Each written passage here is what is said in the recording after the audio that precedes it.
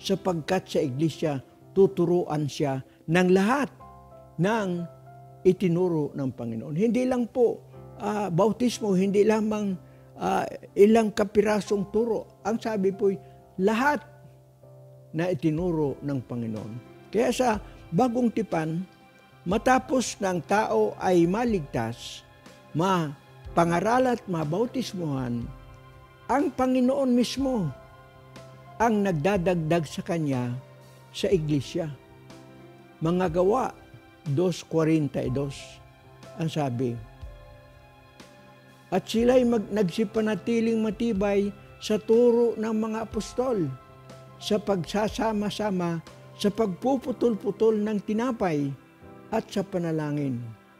Sa 47 ang sabi, na nagpupuri sa Diyos, na nangagtatamo ng paglingap ng buong bayan, at idinaragdag sa kanila ng Panginoong araw-araw yaong naliligtas.